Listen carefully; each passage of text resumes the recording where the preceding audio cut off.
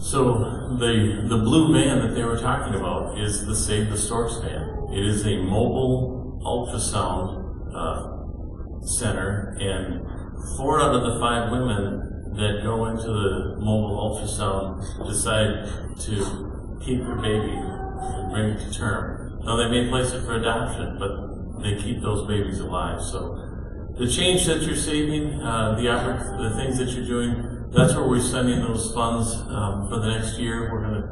We've been supporting Russia, and we encourage you to continue to support that organization, that ministry. But we talked about making some changes and trying to support other causes, and this is the one that we landed on. So if you collected your change for the month and you have the funds that you want to put in the Save the Storks bucket, we would encourage you to do that. I'd also encourage you to get online and take a look at some of the other stories that they can tell you about the things that they do and the amazing work that is done as part of that.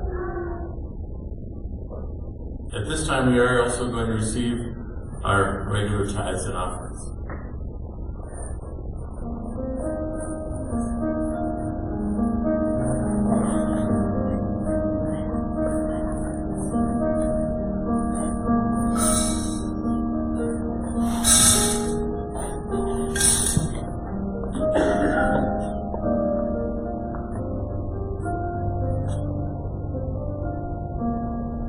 Let's pray. Father God, you are so good to us. You bless us in so many ways. Father, I'm struck by these little children walking forward to save the lives of other little children. Father, you're so good, and I thank you.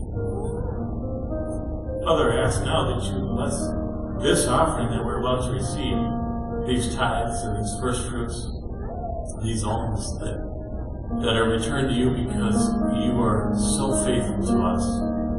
Father, we pray that you would bless these funds, not that we could have a bigger building or shinier chairs or anything that brings attention to us, but that we might glorify you, that we might change this world because we know that you have the power to do that. But you called us to be your instruments. Father, a lot of times we may feel a little bit off key, but you can work through us and in us to change that. Again, Father, thank you for the way that you provide for us. Thank you for all the goodness that you've poured out into our lives. We pray that you'd help us to be loving, merciful, graceful people in this world. We ask this in Jesus' name. Amen.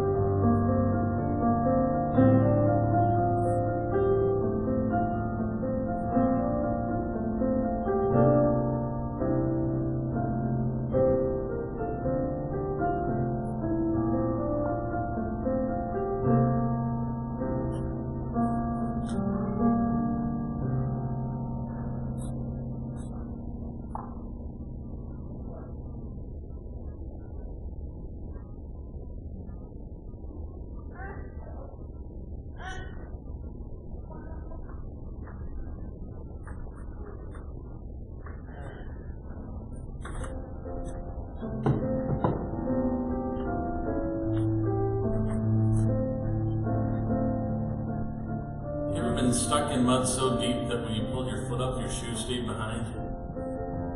Like a lot of us have done that, traipsing across places. And in that miry clay, hard to move. It can be almost debilitating. And you know, that's where our lives can be sometimes. We get stuck and we just feel like we can't move. But all we have to do is call out to Jesus, and He will lift us up because He loves us. He loves the very center of our being. Jesus is indeed the lover of our soul. Would you stand as we lift our voices and pull ourselves out of the muck that we find ourselves?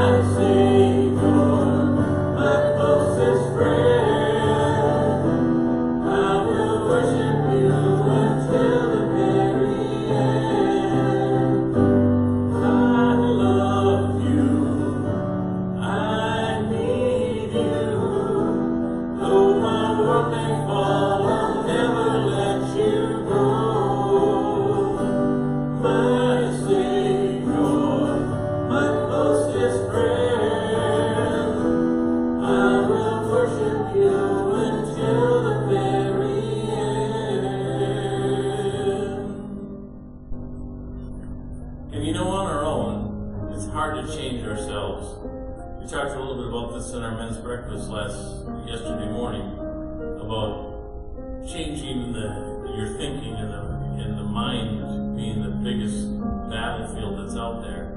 But if we try to do things by ourselves, we inevitably fail. But by the power of God's love, we can be changed. We can be made new.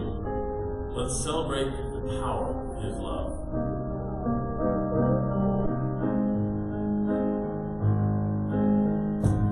Lord, I come to you, let my heart be changed, renewed, flowing from the grace that I found in you.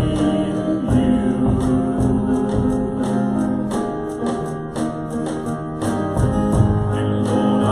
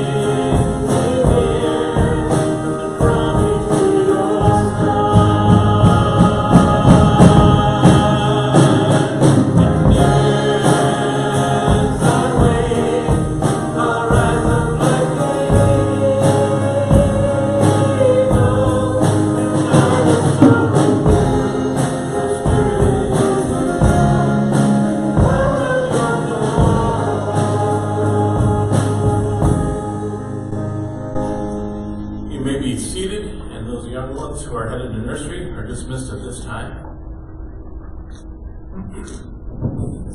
Pastor JJ is away this morning at tending fuel, and in his absence, Pastor Daniel will be speaking to us. We are so blessed to have so many talented and willing participants to speak to us and share messages.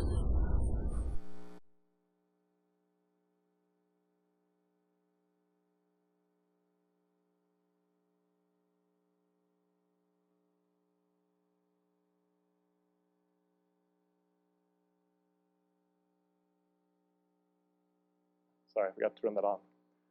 Okay. This is a birthday present I got from my children a few weeks ago. It is the King James Bible in really, really small print. And part of why I wanted to show this to you, aside from the fact that it's sort of cool, and that's obviously I'm not going to read the whole Bible this way. I have a little magnifying lens actually that came with it, so I could, but I've not read more than a verse at a time because it's kind of awkward. But I wanted to show you, as a visual illustration, how much of the Bible is the Old Testament. That little post-it sticker there is pointing to the start of the New Testament. Now, you can all compare this in your mind to how often you read the Old Testament compared to the New Testament. We'll get back to that in a minute, but I just wanted to show it to you first. Okay, you can roll it back up. It's set down here.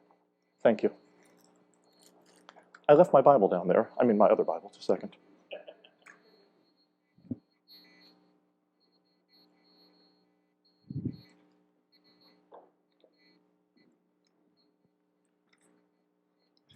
I was being so quick to try to snag them because I didn't think to ask them before the service to assist me with that I forgot to get everything else. Good morning. I am going to mainly be speaking to you today from the Old Testament, which is part of why I wanted that illustration. Sometimes I think we use the New Testament more because we're more familiar with it. We hear it in sermons more, we get it in the lessons more. And in a way it makes sense because the Old Testament does repeat itself a lot over the course of time. Certain themes keep coming up. In a way, I visualize the New Testament as sort of the condensed version of the Old Testament in a lot of ways. Because it's talking about things that the Old Testament discusses, but it says them more densely. And yet even the New Testament repeats itself. We have 4 Gospels. And so there's sections of it we hardly ever touch because we listen to one of the Gospels give a certain story and not another. But I want to talk about some Old Testament stuff today. How many of you are familiar with the book of Ezekiel? Oh my. Okay. That's fine. You don't have to be. I'm going to tell you about the parts I want you to know about. So let me briefly, though, explain to you who this guy was. You're familiar with the fact, probably, that in the Old Testament period, God allowed the nation of Israel to be captured by Babylon, and the majority of the people were carried away to what's now Iraq. And they spent quite a few years there. There were 70 years between the time they were first captured and the time that people started coming back. And also 70 years between the time the temple was destroyed and the time it was rebuilt. So God, in effect, allowed the time to be shortened by a perception of numbers. He told them there'd be 70 years of captivity, but they weren't all in that land for that long because he didn't have them all start going immediately. And there were 3 different phases in which they left. And so Daniel, from his book, was one of the first people to go and stayed there for decades and decades, and as a very old man was asking God, what happens next? But then there were 2 additional groups of people who went, and Ezekiel was in one of those. He was a priest, and so he understood the will of God, and he was trying to minister to the people of God in this other country to allow them to recognize what God's desires were for them there. It's sort of an odd thing, and sort of part of the theme of what I'm talking about today, that even though people were trying to serve God and listening to what God had to say, they very easily misunderstood him. And so when the prophet Jeremiah was telling them before the captivity began that they were going to be destroyed, there were lots of prophets saying, no, we're going to have peace because we have God on our side. And when Ezekiel was trying to tell the people in the area of Iraq, now you can have peace, you can be content, they continue to be riled up and think that they're about to be destroyed. Because they were just sort of like off pace with what God was telling them. They kept remembering what had been said before, or just rejecting what was being said then anyway, and not quite being in sync with where God wanted them to be. Well, of course, Ezekiel had a difficult time of it himself. He was, after all, ministering in captivity. And part of what he was meant to illustrate at times was the fact that there was still destruction to come in Jerusalem. It was only after that finished that he got to calm the message and say that they were supposed to build houses and relax because they were going to be there for the long term. In the course of what he had to say in Ezekiel chapter 20, which is where I'm going to be going at the moment, he's informing the people about the history of the nation, though, the way that God saw it.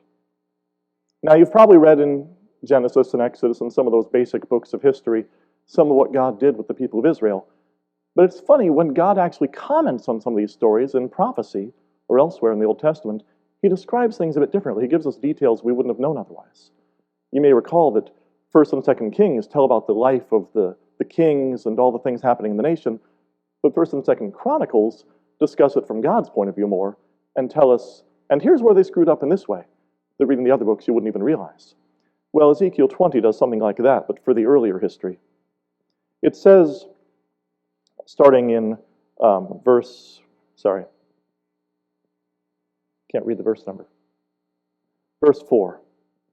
Will you judge them?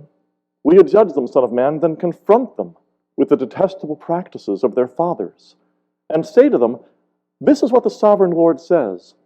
On the day I chose Israel, I swore with uplifted hand to the descendants of the house of Jacob and revealed myself to them in Egypt. With uplifted hand I said to them, I am the Lord your God. On that day I swore to them that I would bring them out of Egypt into a land I had searched out for them, a land flowing with milk and honey, the most beautiful of all lands. And I said to them, each of you, get rid of the vile images you have set your eyes on, and do not defile yourselves with the idols of Egypt. I am the Lord your God. Now, if you read in Exodus, you won't hear about this. You won't hear that God made a point of letting them know you have to abandon these other gods.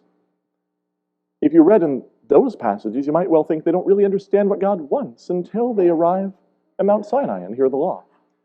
But they were already being told, drop it, leave them behind.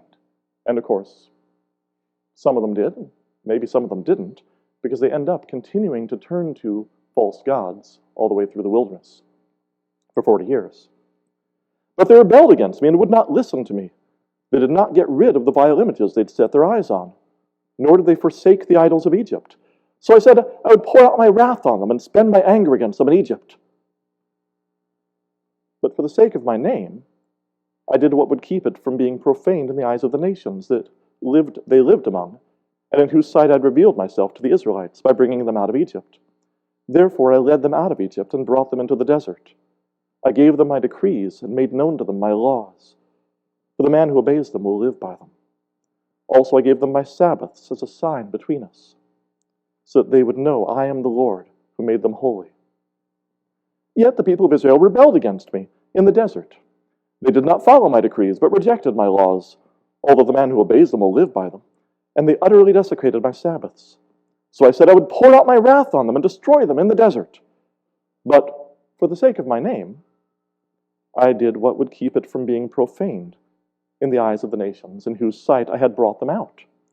Also with uplifted hand I swore to them in the desert that I would not bring them into the land I had given them, a land flowing with milk and honey, most beautiful of all lands, because they rejected my laws and did not follow my decrees, and desecrated my Sabbaths.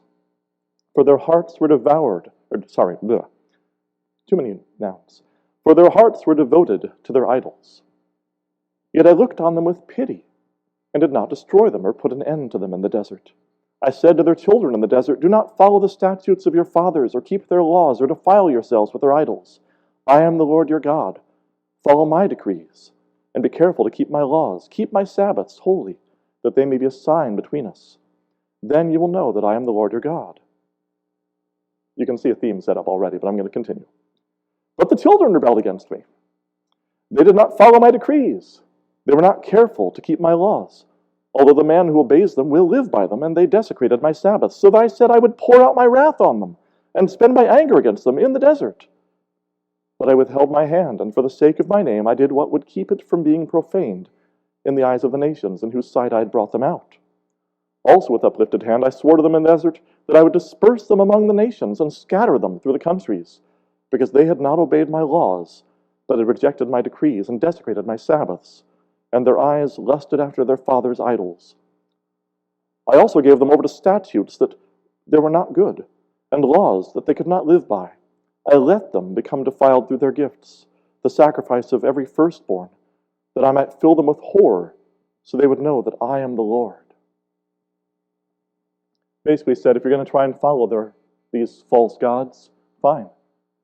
Try to live the way that they tell you to do. Which, in part, involved killing their own children in sacrifice to them. He let them allow themselves to be corrupted. I'm going to skip a few verses. You say, we want to be like the nations, like the peoples of the world who serve wood and stone. But what you have in mind will never happen. As surely as I live, declares the sovereign Lord, I will rule over you with a mighty hand and an outstretched arm and with outpoured wrath. I will bring you from the nations and gather you from the countries where you've been scattered, with a mighty hand and an outstretched arm and with outpoured wrath. I will bring you into the desert of the nations, and there, face to face, I will execute judgment on you. As I judged your fathers in the desert of the land of Egypt, so I will judge you, declares the Lord. I will take note of you as you pass under my rod, and I will bring you into the bond of the covenant. I will purge you of those who revolt and rebel against me. Although I will bring them out of the land where they are living, yet they will not enter the land of Israel. Then you will know that I am the Lord.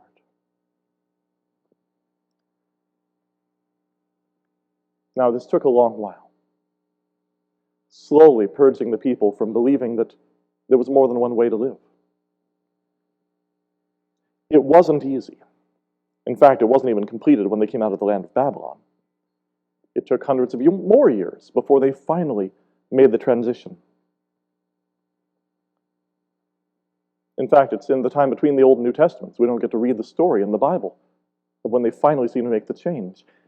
And of course, we know some of the results of that because part of the remnants of that change is the Pharisees.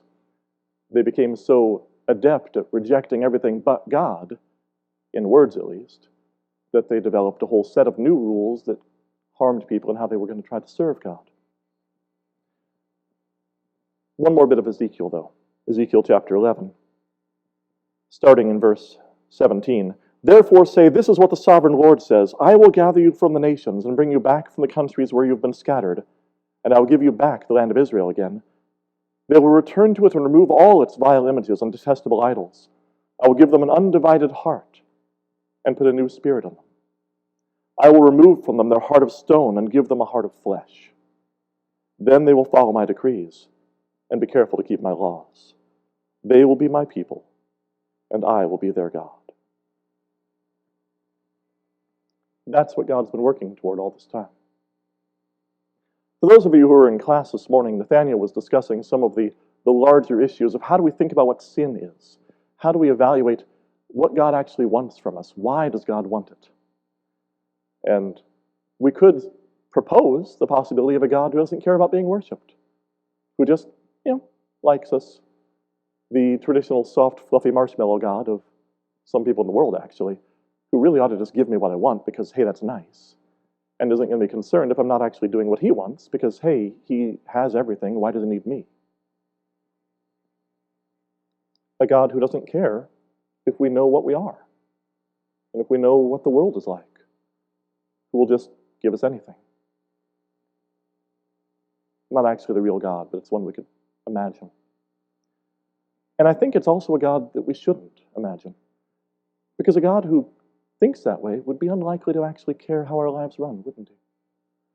He wants better for us. He's trying to bring people to an understanding of the world that's better than what we have now.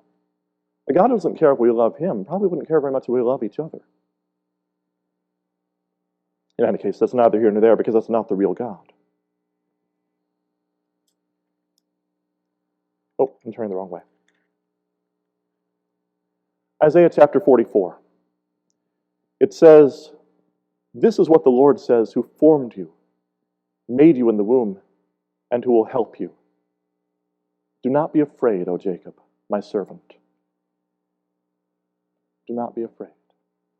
Skipping down a little, I will pour out my spirit on your offspring and my blessing on your descendants. A little further, who is like me? Let him proclaim it. Let him declare and lay it out before me. What's happened since I established my ancient people and what is yet to come. Yes, let him foretell what will come. All of the false gods that people have been turning to, they didn't exist. They couldn't say a thing. God was the only one who had goals for the people. Skipping a lot further, though, Isaiah 45:19. I have not spoken in secret from somewhere in a land of darkness. I have not said to Jacob's descendants, seek me in vain. I, the Lord, speak the truth. I declare what is right. See, I think that's much more likely as the alternative God. The God who doesn't care about being worshipped wouldn't care about speaking, wouldn't desire for us to become close to him. God is trying to shape the world to have people who can truly be friends with God, to spend time with him. The whole thing started, remember, with a garden, a beautiful paradise, which went downhill really fast and pretty far. And in a way, the whole of history is God trying to restore what existed then. To get us back to what the last chapters of the book of Revelation refer to as a paradise, which is an old Persian word meaning a pleasure garden. He's trying to get the world back to a place where God can live with men. Because, as was being mentioned in class this morning, God doesn't get to look on sin. We don't really know what that means, but God is too pure, it seems, to be in our presence. Or we're too impure to be in his. And so changes have to be made. And yet, almost from the very beginning, God was taking steps to get things back to where he can be in the same room as us. In the book of Exodus, one of the first things that God tries to set up when he's getting this relationship going with the people of Israel. Exodus chapter 45, or I'm trying to say 24, but my brain says 45. I don't know. If I start saying wildly odd numbers, it's a stroke. Just figure it out. 24:8. Then have them make a sanctuary for me, and I will dwell among them. Make this tabernacle, and all its furnishings exactly like the pattern I will show you.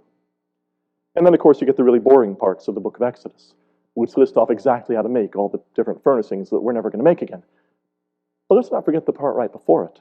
The point was, I will dwell among them. I will be close, at least, to their presence. And yes, most of the people in the land couldn't get to exactly where God said he was dwelling, because he was dwelling in the temple, in the holy part of the temple, in the Holy of Holies of the temple, that only one person out of the whole nation got to go into one day out of the whole year, but it still got to happen. And it was important that the high priest was able to go there, because that was when a sacrifice had been made and blood was poured, to be able to say, we're sorry for everything we did. Let us restore the covenant and continue to serve you. This was the special people of God, and yet they needed to have that happen every year just to keep on letting him interact with them to that extent. Be with them in that way.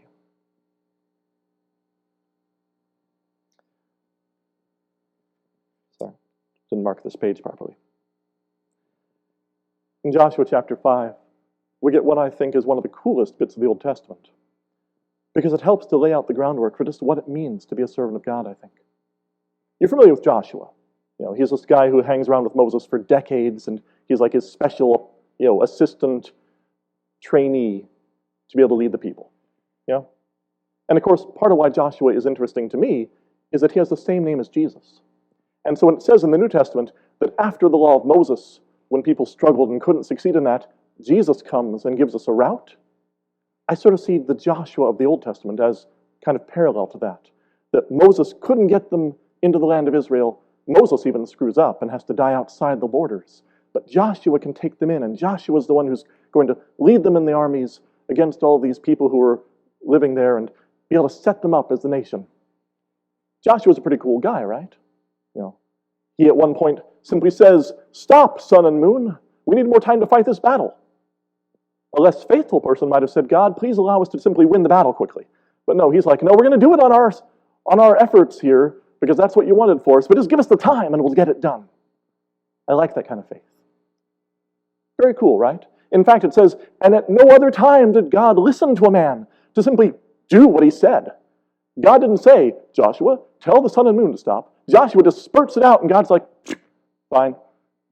I have control over the entire universe. I'll take a day and stop the motion of the planet," which is what it really amounted to, I guess, "and let you have the time to fight because you're doing it on my behalf." How many people here would say Joshua was a pretty cool guy, right? God likes him pretty well? Good. We're on the same page on that. But then, a few chapters before that, we get this. Just before Joshua was going to take Jericho, another really fascinating miracle where God just trusts that they want to win because they're doing it for him. So walk around the city and the walls fall down. Right before that, in fact, when he's about to get the instructions on what they're going to be doing, he's looking around in the camp of the people, seeing who all's there. And he's been living with these people for 40 years. He knows them all by name and face.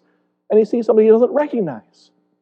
And so he goes up to this person he sees, and he says, and this person standing there with a drawn sword in hand, he goes up and says in Joshua chapter 5, verse 13, "Are you for us or for our enemies?" Neither. "But as commander of the army of the Lord I have now come." Because it was an angel. And Joshua falls on his face and reveres him and says, "What message does the Lord have for his servant?" But I want to key on the angel's response, because the angel doesn't say, "Obviously I'm on your side. I'm here to deliver a message about how you can defeat these people. You've led them for years now alongside of Moses and prepared the way, and this is a pure nation coming to serve the Lord, and you obviously are a very pure guy God's going to do miracles on behalf of. I know your heart, Joshua, and you're wonderful. I'm on your side." No. The best that an angel can do when sent to speak to one of God's prophets is say, "I'm on God's side. Are you?"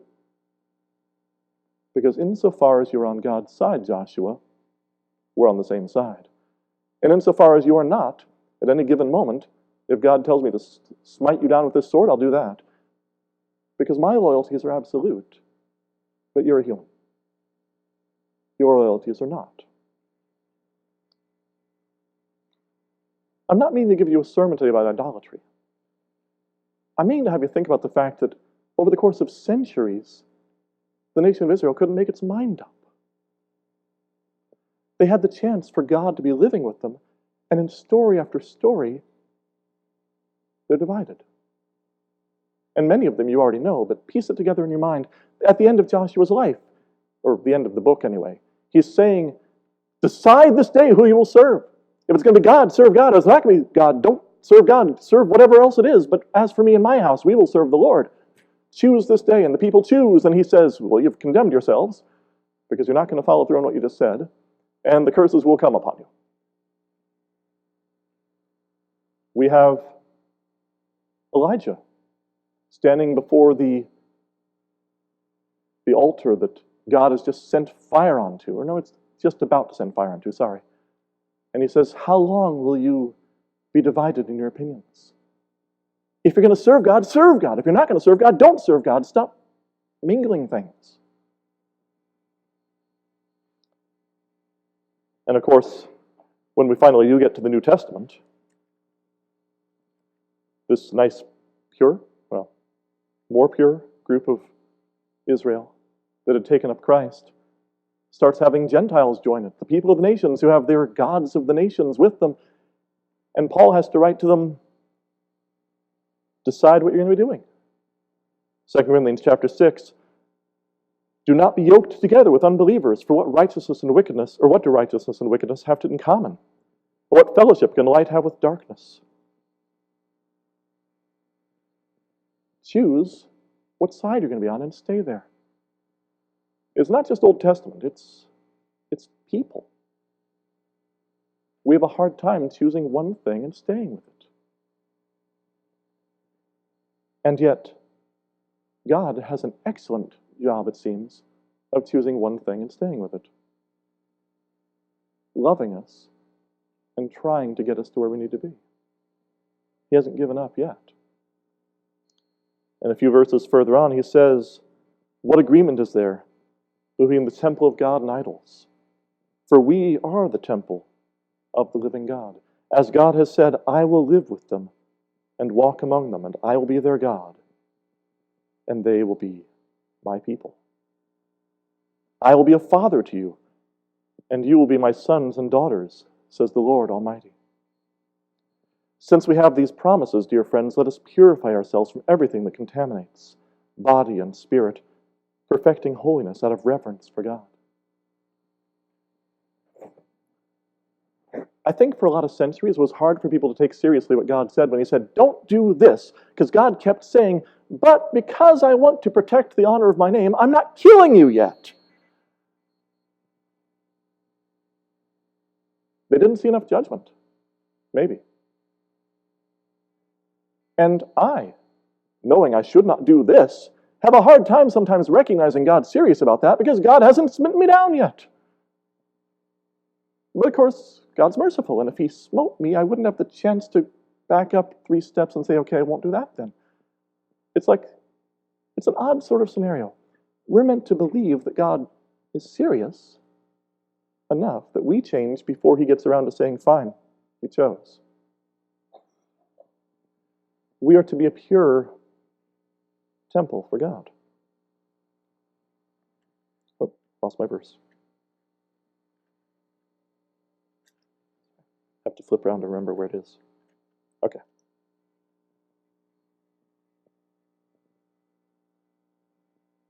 I don't know. Maybe this doesn't affect any of you. Maybe it's just me. You may all just be pure, and therefore it's not an issue. Personally, I'm not. And of course, it's not all externals. So much of it's internals. What we would like to do and don't do. But we think about it too long. The things we did do in the past that were bad that we dwell upon. The plans we make we're not going to follow through on, but we let them stay in our hearts. God wants pure. God actually has pure. He got Jesus.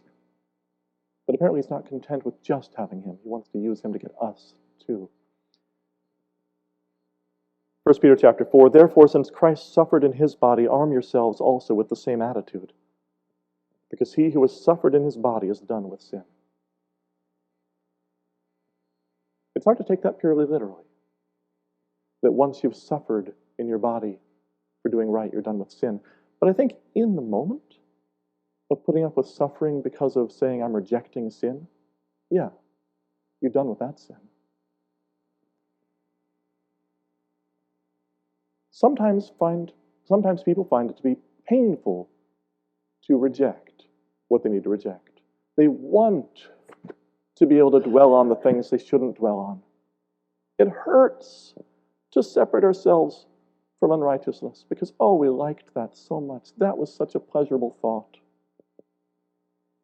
Of course, I think we also are all also familiar with the fact that generally once we've sinned, we feel terrible about it.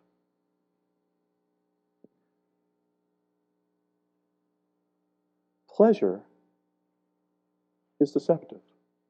Pleasure responds to a lot of different stimuli. Purity is not deceptive. It says in the scriptures, he who knows what he ought to do and does it not sins. Therefore, we're all sinners. But he who does what the Lord calls him to is constantly, by that action, strengthening the bond that he can have with God. Strengthening the ways that the Spirit can work in our lives. Being done with sin. And therefore it says, not living the rest of his earthly life for evil human desires, but rather for the will of God. For you've spent enough time in the past doing what pagans choose to do, living in debauchery and lust and drunkenness and orgies and carousing and detestable idolatry. They think it strange you don't plunge into the same flood of dissipation. They heap abuse on you for it. But they'll have to give account to him who's ready to judge the living and the dead. So live according to God in regard to the Spirit. Now, the Spirit keeps coming up in this. You notice it doesn't come up in those Old Testament verses very often. God says, I will give them a heart of flesh. I will put my Spirit into their hearts. Finally, now that has begun. Finally, now, almost 2,000 years ago. But with the coming of the Spirit at Pentecost, we were given the opportunity to recognize God's will more fully, I think, than people in the past did. They were given written laws. We're given laws in our hearts to recognize what God desires. It's easier to follow a stream, I think, if you don't have to remember what the words were, but just follow the current as it pulls you to know where you're meant to be. I'm not sure any of us can deny that yesterday, take a random day out of your year, but let's just say yesterday, you could feel God calling you to a thing. The question being, did you follow up? You could feel conscience, or however you want to describe it, letting you know, here's the route to take, but I'm already in the middle of this sin, Lord. The argument already started. I can't stop and apologize now. I got to finish. I already opened the box, Lord. I got to finish the box. It's going to go stale otherwise. Whatever it was that you, by whatever metaphor, began, if you open your heart to the Spirit and to the guidance of God, you're able to be told midstream, just really blend the metaphor, you're going on the wrong path in the stream.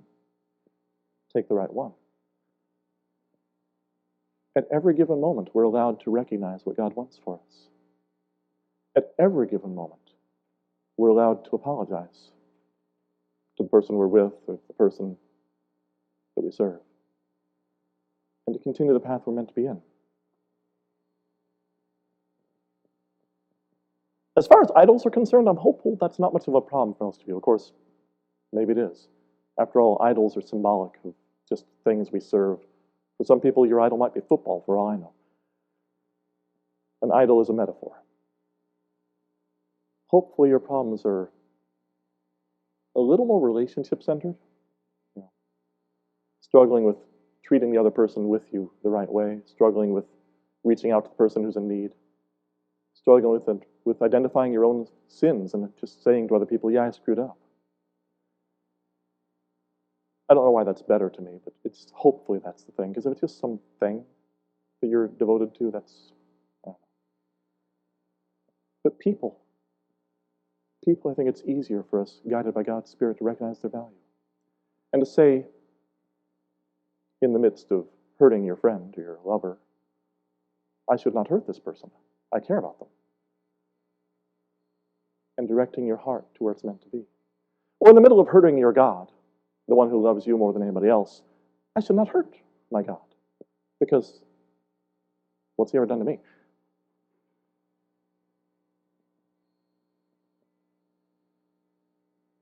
Fortunately, God gives us do-overs. You remember the verse that says, shall I forgive my brother 7 times? And Jesus says, no, 70 times 7. And there's a different translation that says 70 times 70. For all of those who, with siblings, calculate whether you've already, I don't think that number was actually meant literally. It was meant to say, big number, and God will still give us more opportunities. I ask that none of you take this as a judgmental sermon to cause you to say, phooey, I've screwed up and now I'm horrible. No, we knew that coming in, if we were honest with ourselves. But the blood of Christ on you, the Spirit of God in you, means that this is meant to just be a small wake-up call, check in with your doctor, verify how you're doing sort of sermon. Because whatever your mind, guided by the Spirit, caused you to be troubled by in the course of my saying this, that's the thing you're supposed to be dealing with. I don't have to know what it is. You already do. But trust that God already knew too. And God gave you his power so you could deal with that. God gave you his power because that isn't stronger than him. It isn't stronger than you with his power in you. God allows you to overcome the world through his power.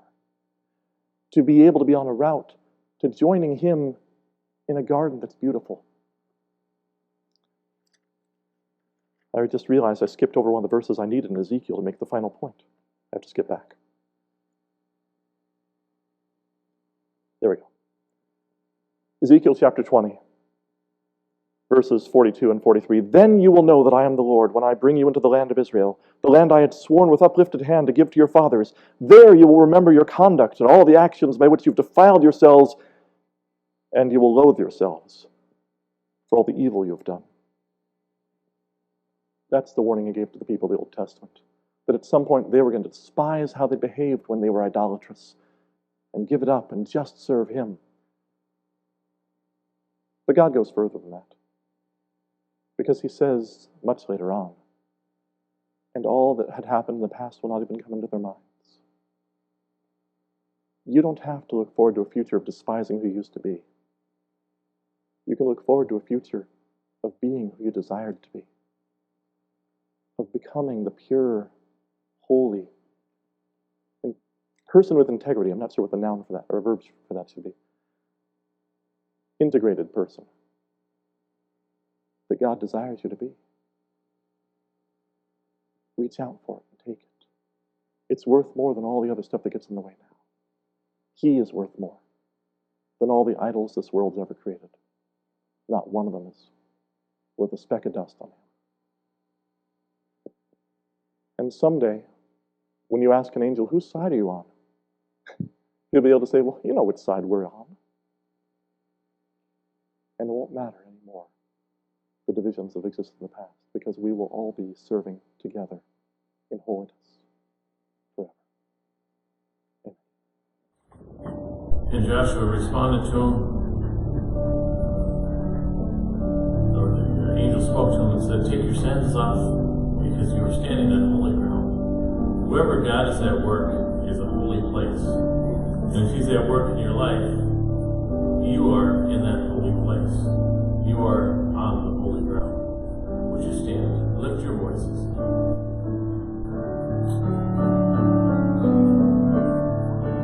This is holy ground. We're standing on holy ground. For the Lord is here, and we're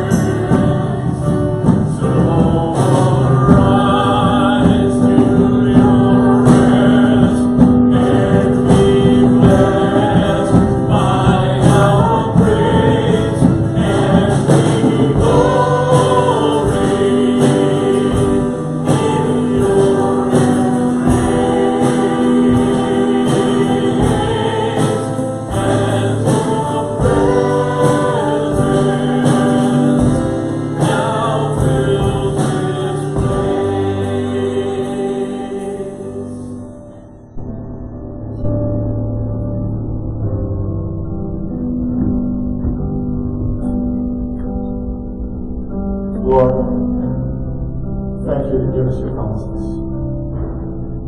I've spoken a lot today about the need for recognition of problems and the need to change, but you've spoken a whole lot more about grace, about your forgiveness and your love, the way you need your church to work together to support each other. One of us is committed to sin and nobody else is committed to sin. We are like each other in so many ways.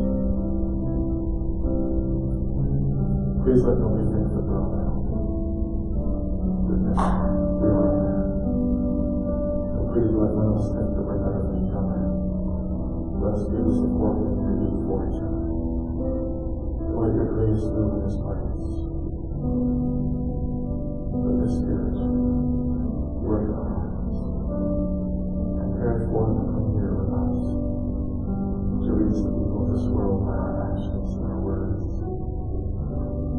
by our love, which is love. In the name of your wonderful Son, Jesus, we pray these things.